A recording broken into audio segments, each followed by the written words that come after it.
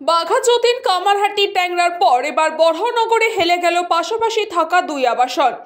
বড়নগর পৌরসভার ৯ নম্বর ওয়ার্ড বিদ্যা আয়তন সরণি দীর্ঘ ৯ বছর ধরে পাশাপাশি হেলে আছে দুটি আবাসন।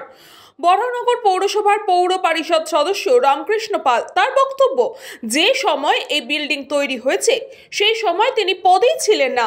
কোনো আবাসিক এখনো পর্যন্ত আমাদের মিউনিসিপ্যালিটিকে জানায়নি, জানালে সেটা আমি জানি, আমার কাছেও আসেনি, যেটা এটা ভাঙতে হবে।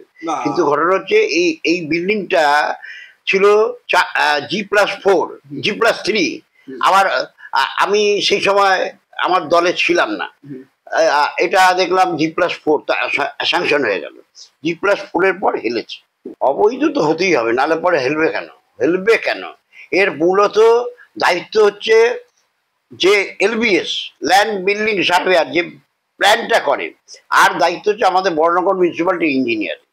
অপরদিকে সেই সময় বিধায়ক তাপস রায় এই আবাসনের বাইরে বিপজ্জনক আবাসন বলে নোটিশও টাঙিয়েছিলেন, কিন্তু তারপরেও কোনো স্টেপ নেওয়া হয়নি প্রশাসনের বা পৌরসভার পক্ষ থেকে।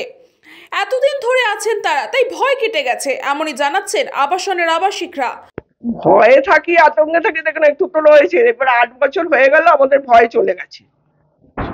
আমরা জানি এইভাবেই রয়েছি। আর যখন ইঞ্জিনিয়াররা এসেছিল দেখেছে সামান্য একটু 3 ইঞ্চি হেলেছিল।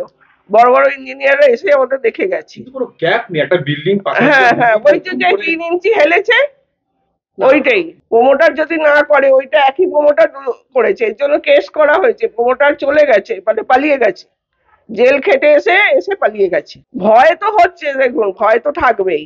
কি ভয় হয়? কি ভয় হয়? আমাদের কোনো ভয় নেই, আমাদের স্ট্রাকচারটা ঠিক আছে। ওইটা যদি আমাদের উপর হেলে পড়ে, ওইটাই ভয়। তাপসরায় এসে আমাদের এখানে ব্যানার টাঙিয়ে দিয়ে গেছিল যে এটা বিপজ্জনক বাড়ি, ব্যাস ওই অবধি। অনেক নেতা মন্ত্রী এসে কিছু আর। আবার কিছু জনের বক্তব্য, এই বিল্ডিং নাকি হওয়ার সময় থেকে এরকমই ছিল।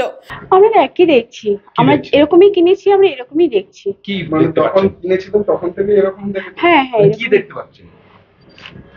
মানে আমরা তো কিছু, আমাদের কোনো কিছু ফিল করতে পারছি না যে বেঁকে রয়েছে তো। হ্যাঁ, বেঁকে যেরকম আছে এরকম বেঁকাই দেখছি, এরকম ভাবেই আমরা কিনেছি, কিন্তু আমাদের কোনো মানে প্রবলেম হয়নি বা হয় ঠাকুর আশীর্বাদে হবেও না মনে হয়। এখন কিনে ফেলেছি, কোথায় যাব?